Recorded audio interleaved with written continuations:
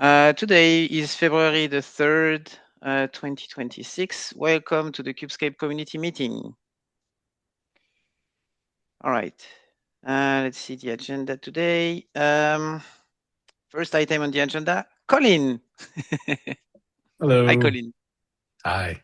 Thank you very much for letting me crash your meeting and add to your agenda. I really appreciate it.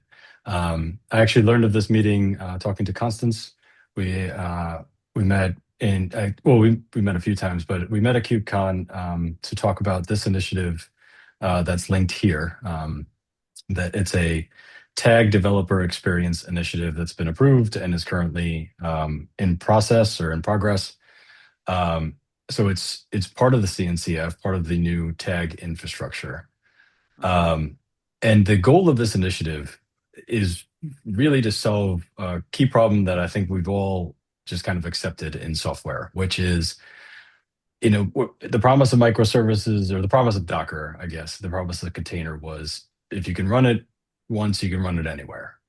And we've all known that's not true at all, because you can run it and watch it exit one immediately if it can't connect to that database, right? Or watch it throw 500s if it can't reach out to the API that it needs access to. So you can run it, just not successfully. And that's what this was hoping to solve in a very iterative and crawl, walk, run manner. So the goal is to observe application behaviors in development and start to be able to analyze and record different behaviors and how it integrates with downstream services, a Redis, a message bus, a database, any other APIs that it calls. And I have a POC that is truly, in the developer sense, not the marketing sense, a proof of concept. It will not scale. It should not run on anyone else's computer. No one should consider this a project, right? But it proves the idea that this initiative was going for end to end. So I'll get into that in a second. But before I do, the reason I'm here is because when I started to talk about this proof of concept with a broader group, people who were there at KubeCon in Atlanta, Constance chimed in and said, well, this sounds a lot like the network neighborhood resource that you guys create, right? You observe network traffic and print out this manifest that says, well, here's what's going on with this service. Here's what we're observing. So that's perfect. That's exactly what I'm looking for. The proof of concept that I have, it takes a more aggressive position and also an opinionated position than I think what is in the network neighborhood spec now, for better or for worse. And there's definitely a lot of room for worse. So one thing I don't want to do is give the impression that I'm saying like, hey, you guys have to implement this. It's more I'm coming to you with the concept, and I would like to see what you guys think about how this could be done, if this could be done, right? If your current implementation could expand to leverage the same underlying concepts or better, because I'm not an expert, and see what you guys think about helping to prove out this initiative or helping to implement a final product for this initiative going forward. Any questions there?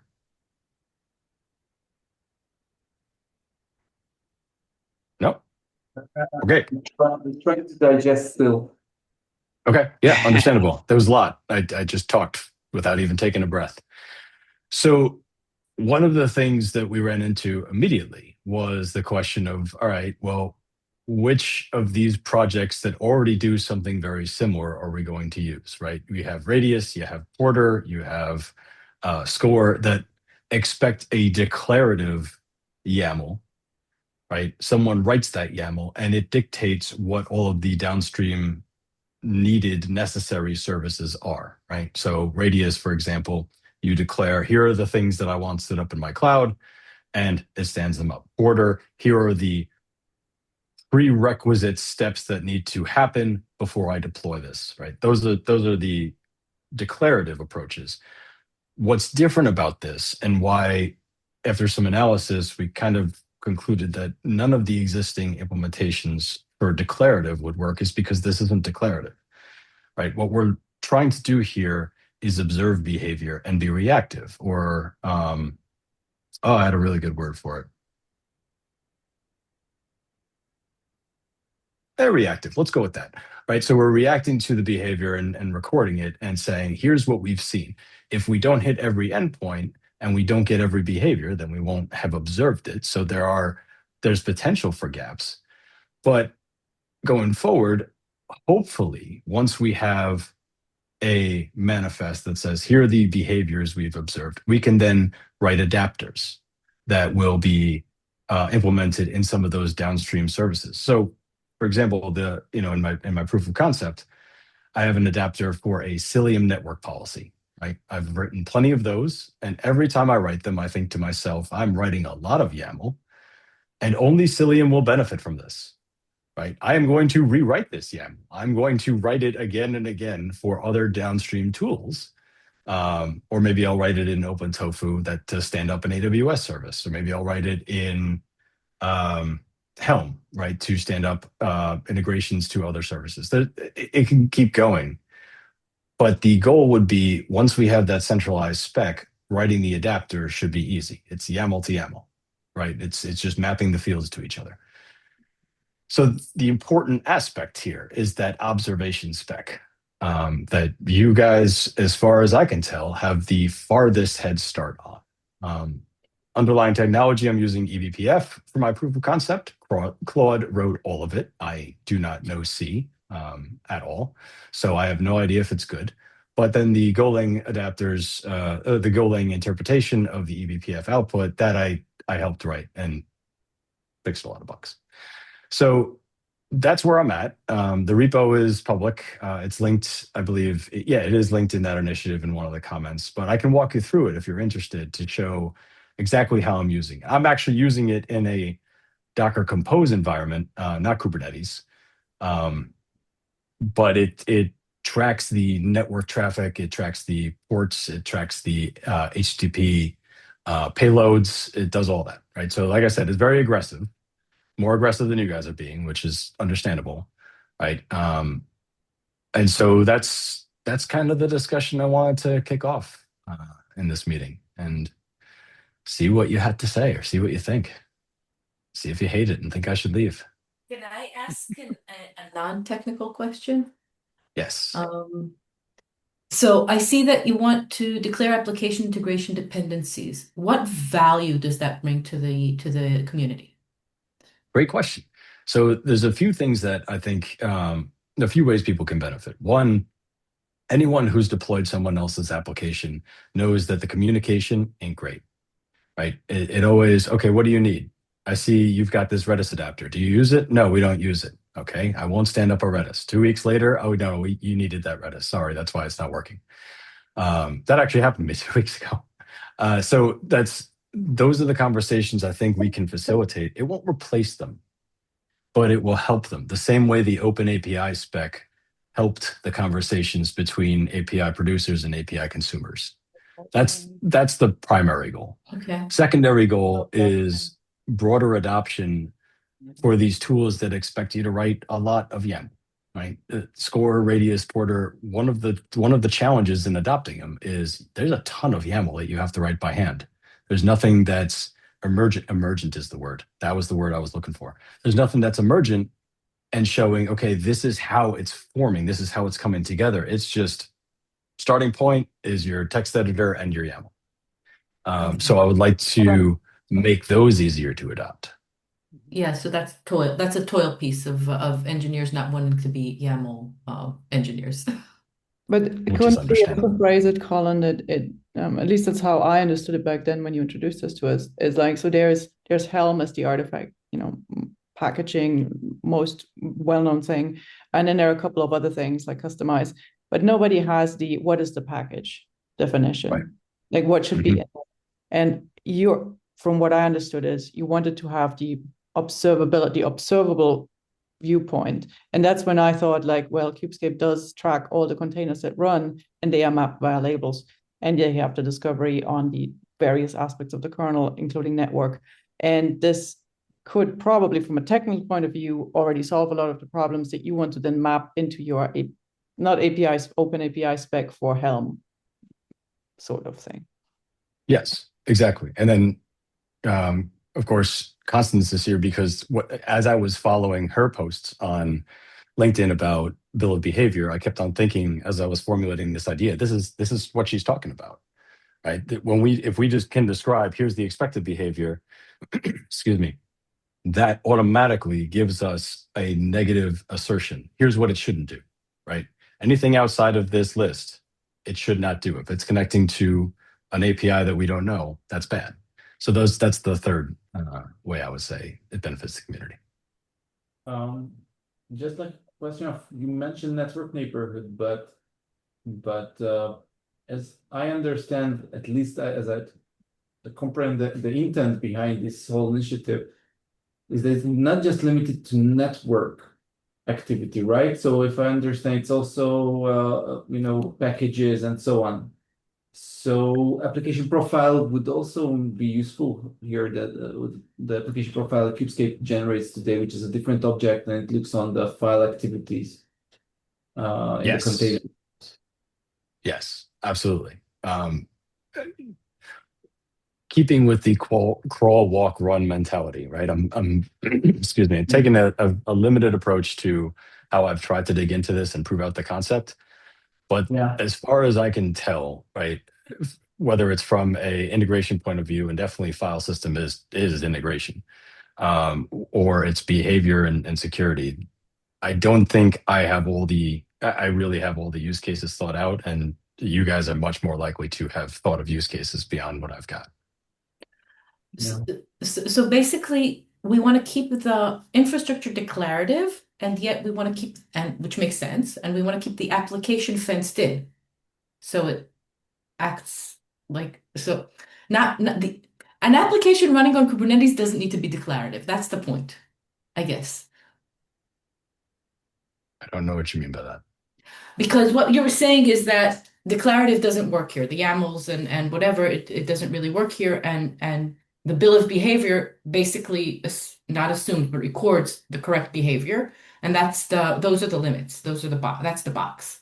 Yes. So it would be the observation engine, which is a phrase Claude and I came up with, that decides here's what this app should be allowed to do, right? In recording those behavior observations, that's what it would do. Right. So that's, to your point, yes, it would not be a developer or a platform engineer writes, here's all the behaviors that should be allowed. It's the observation engine. Okay. Now, I just mentioned a fun word, platform, and that brings up a whole lot of questions, right? One of the things that I am keeping in mind as I go is what happens in my Docker Compose is not one-to-one with what's going on in a Kubernetes cluster, right? I'm going to use Minio locally. I will not use S3. But in my Kubernetes cluster, it'll be S3. I'm going to use RDS and prod. I'll use MySQL locally. So that's where, and this is an ongoing discussion. It's like, how do we also add in flexibility, right? Abstraction points. And that's where Dapper came up, is because sometimes I don't need a MySQL, I need a relational database, and the ORM is going to handle that, right? The ORM plus an environment variable makes me not care. That's an aspect that needs to be considered, at least, so that I'm not saying like, it must be local host with this port always. Well, that immediately doesn't translate. As you're touching this, I think that one of the problematic points of all of these initiatives, the application profile, network neighborhood, the bill of behavior that we're proposing, is always like the problem of configuration of any kind of container or application, right? So that's the I don't know, like you're deploying I don't know, application X, and whether it uses S3 buckets as a data backend or EBSs, or so you always, the application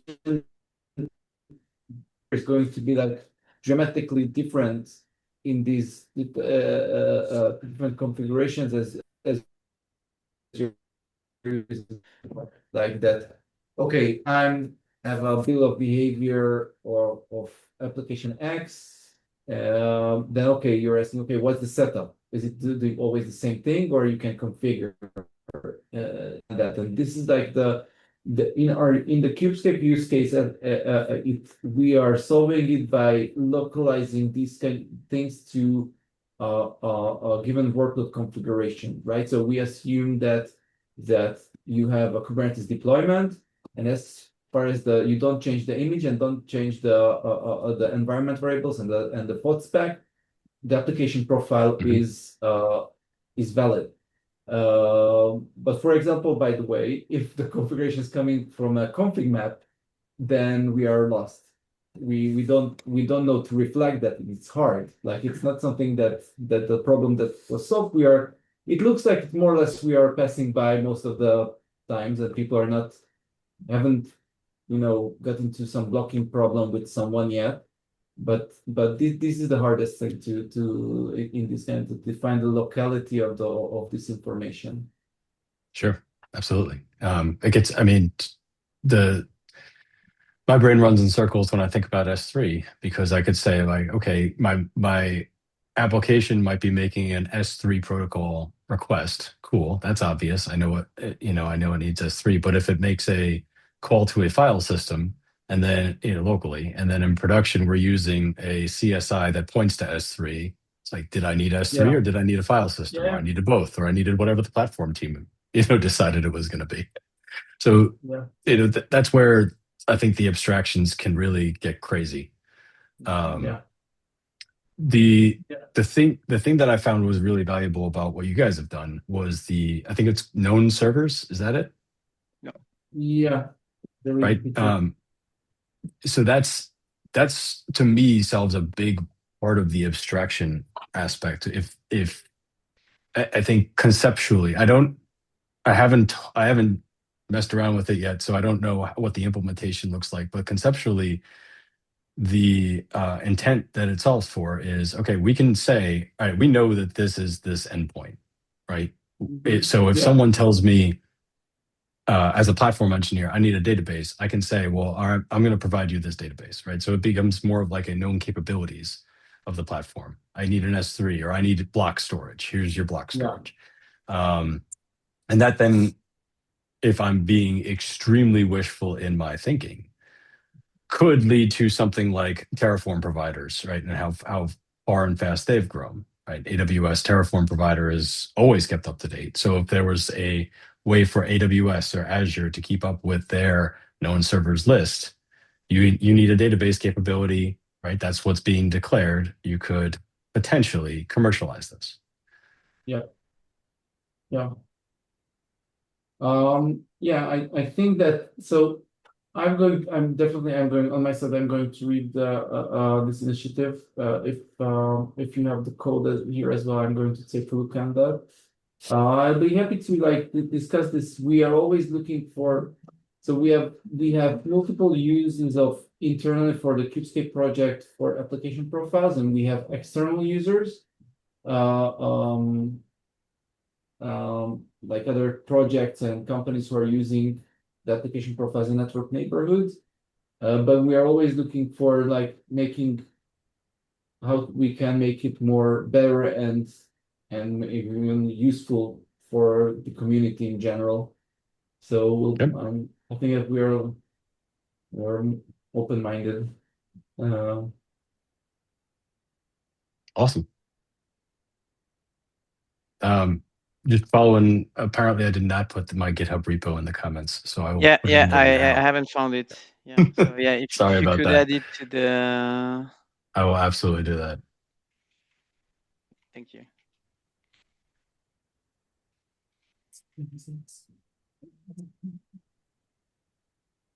And then, I mean, I've got a demo, but it's up to you if you'd be interested. It's pretty much exactly what I just said. It observes a bunch of running containers in analytics box. It prints out an observed behavior YAML file, and then I can convert that to Cilium network policies. But that's what it does. It's cool.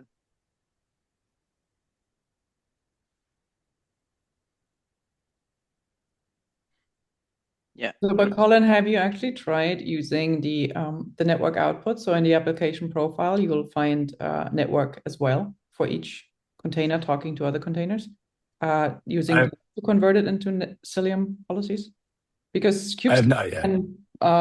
can even suggest network policies. I saw that. I think I saw that in the documentation. Right.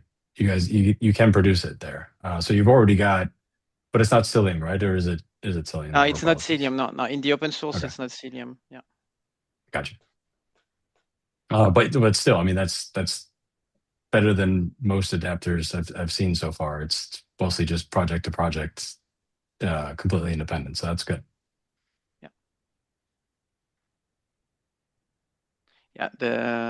Because the difference between Cilium and then there are different ways of writing Cilium policies, right?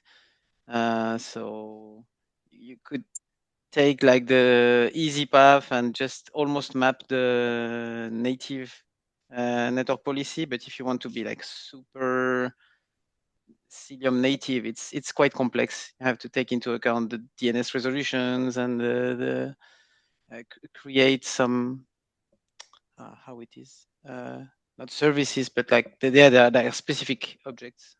So yeah. Yeah. The way I did it was with container labels and HTTP request method. But to your point, there's a lot of ways to slice it. So my POC being exactly that, a POC, it's not very robust or complex. Yeah, cool. Cool. Well, thanks for listening. I really appreciate it. Thank you for coming. I mean, we will definitely follow up with you. I saw here that there is also a Slack thread and everything about it. There So I is, will yeah. definitely visit there. So Please do. That would be great. that's a cool initiative. Awesome. I'm glad you like it. I did add the repo link at the bottom there and a new comment just now. Okay. In here. Yeah. In the issue, yeah. Thank there you. it is. Thank you. Yeah. Thanks. Okay, cool. All right, great. Well, thank you very much, everyone. I really appreciate you listening, and let me take up a half hour of your time. Yes. Thank you, Colin. Okay. Have a good day. Oshmat, now I think it's your turn. Thank you, Colin.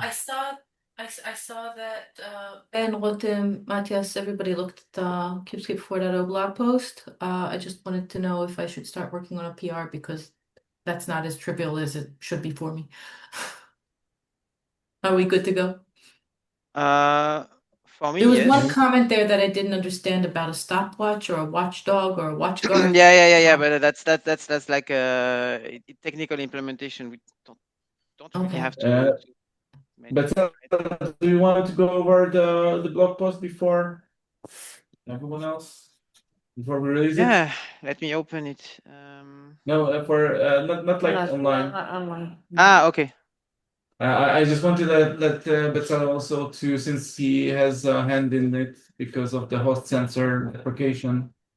Okay, so but Oh, Betzalel, it's do you better have a just for link? me to go with the PR. No. Sorry, didn't catch it. No, I have no interest in the go with the PR. Personalized. Come on. So Use an we're good AI at all. agent. Okay, so I'll create the PR and I'll Yeah. ping Betzalel on it. But and then we'll release it. Do we want to release it now or do we want to wait closer to KubeCon? So Ben, you're clipping. Okay, Rotem, please. Okay. So do you have someone to reach out in CNCF to ask them whether? Wait, are we frozen? No, No, you're it's good. okay. Now You're back. finally good. You're back. Well, we have the contacts in the mail from the CNCF, right? That you forwarded to Oshrat. What's her name? I'll check if Wait a we second, still we haven't were- passed the due date. If we're still good with the due We date. were hanging here. Did you hear us? When we Yes. talked about Yes, we hear you. Okay. Yes. The thing is that what CNCF is giving is PR support. Yeah. Which means we need to write a press release. So we write the so they which are, is- if I understand correctly, they are not paying for any kind of I don't know, PR company to push it, but they are they are helping with, you know, the wording and how to. They are going over and, you know, commenting it and Yeah, also but publishing it in the with my, you know, I think that's a waste of energy. I think if we want to do something, we should maybe try to put it on the CNCF blog. Yeah. That's what. Yeah, we are looking at inclusion housing, our media package. It's going to be part of the press. Yeah, do you see on screen? So there might be like we have a tweet. We have so it's kind of cool. I think it worth talking to them. Okay. So by February 6th. Yeah, I have to work on it this week. Okay. So well, apparently you don't need so much, or maybe on the next page. Want me to click to the next page? No, it won't take you. You need to fill it out. Can you go up if you plan to make your announcement at the show? Provide suggestions to your blog post announcement, including news. We can try. Okay, we'll try. I'll try. Okay. And if that doesn't work, then I'll ask them to just post it on. Maybe try to post it on the CNCF blog before I put it on the Kubescape blog. See how. Yeah. Okay. Yeah. Okay. Cool.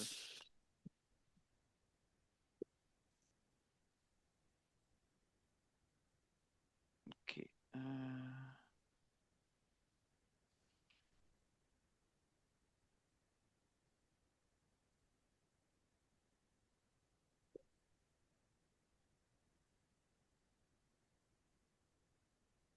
Okay, good.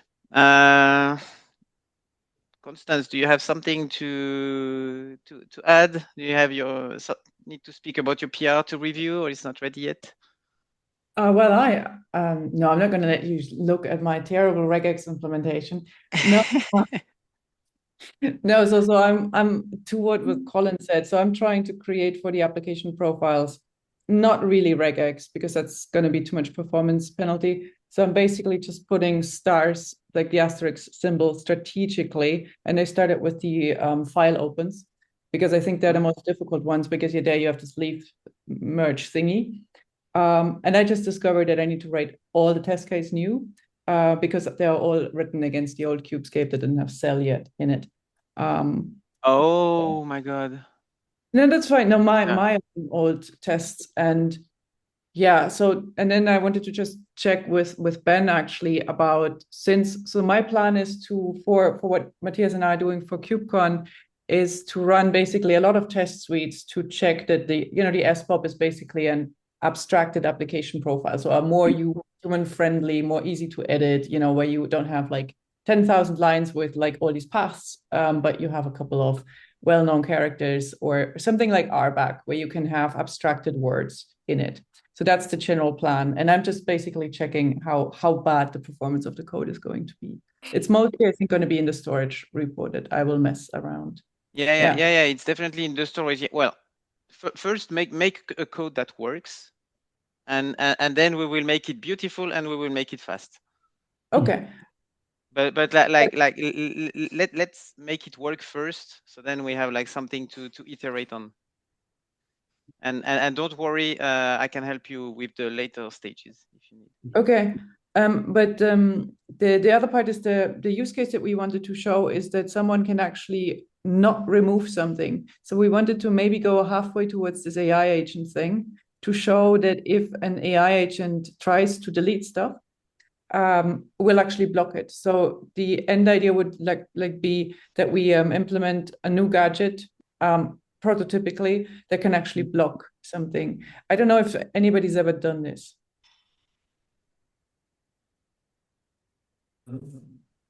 So I know we need to. I really suggest to you, if you want, we can have like a different discussion I'm really working on a concept of AI agent sandboxing in cloud native way. And it's controlling like process execution and file access is only like just one problem, like also the network access and all the rest how is another problem, like and seeing if there is like a technical viability of implementing such sandbox and how we would do it. And but if you want, we can come together and like go over like do like a high level thinking half hour of like listing all these things together of like very high level requirement what we expect from a sandbox like this. Okay. Uh, Okay, those are two things. One is the just the application profile with regex-like characters in it, and the other one is the demo with a sandbox. For the poster. Yeah. yeah. Because today, Ben, we don't have like a real bulletproof way of blocking or detecting file deletions. No, we don't. Yeah. So the goal would be to have like a gadget checking the Yeah. which syscalls Yeah. again, the permission ones. Unlink, yeah. Yeah, Or or unlink. system security permission. That one we can already block at that level, possibly. But anyway, it was an idea. But if you want to those are two separate concerns. So I understand that we can keep it separate. One is the language that the profiles can speak, and the other one is how we do block anything block like. Yeah.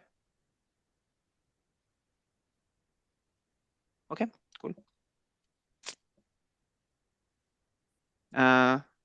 Betzalel, something to add before I jump to triaging? Actually, nothing. I'm just waiting for the PR of the Helm chart. Yeah. I'm gonna and I'm not sure release. I'm gonna release the Kubescape. The thing is, I have to. It's enabled by default, right? So I have to release the Helm chart with this as well, if I include the Kubescape. Yeah. Okay.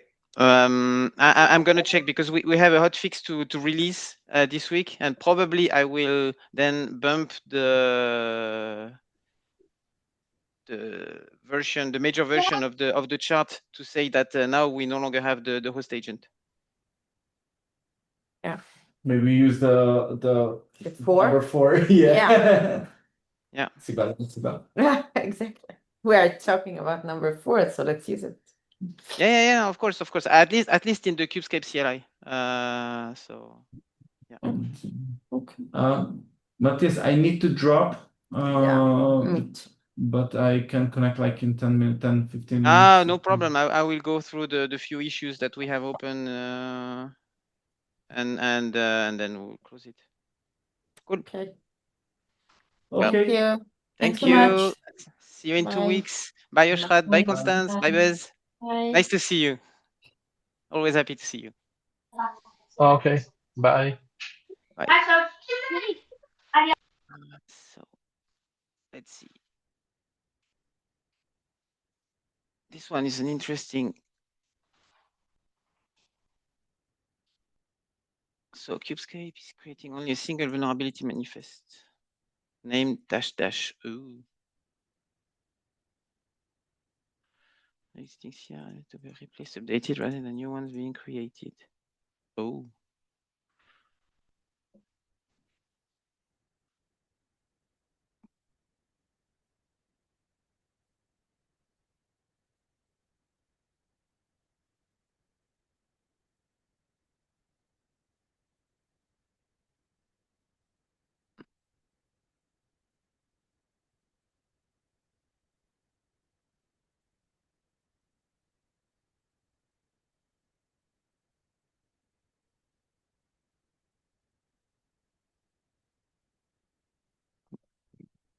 I will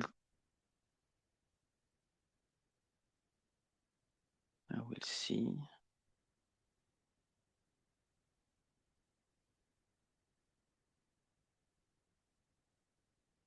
I try to reproduce.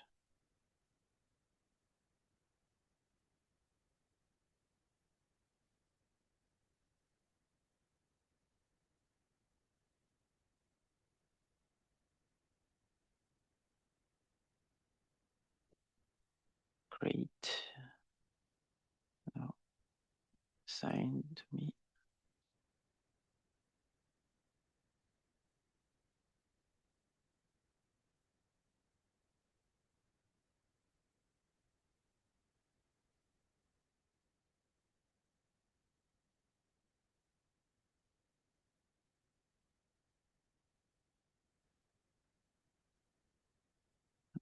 Let's see what's new with those. So Adonis.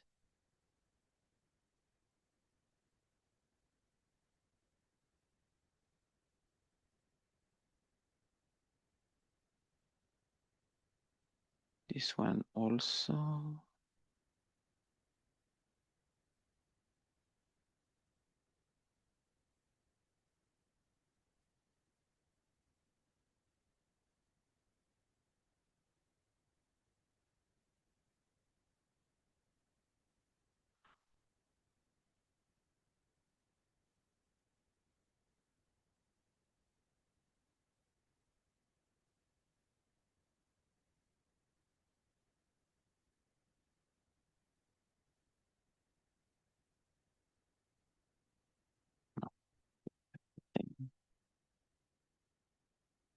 All right. So open PRs. This one is being reviewed.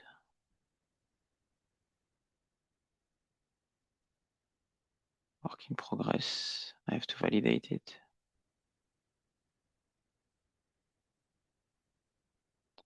Needs reviewer. No, I thought I had approved this one. This one is in progress. Needs review. Archive.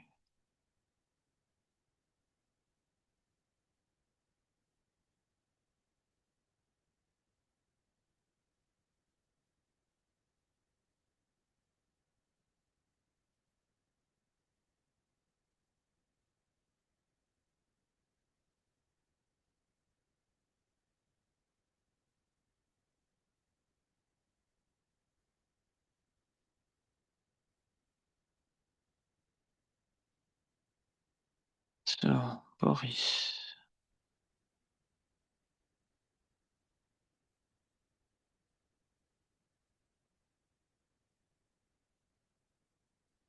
I will let him watch this.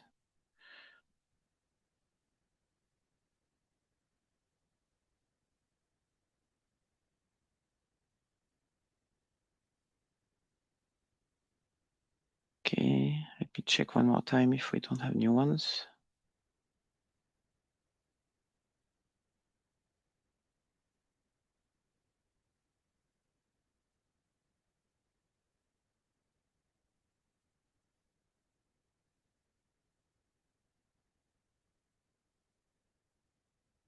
No, 2 more pull requests. Ah, yeah. This is me. With the updates. Okay.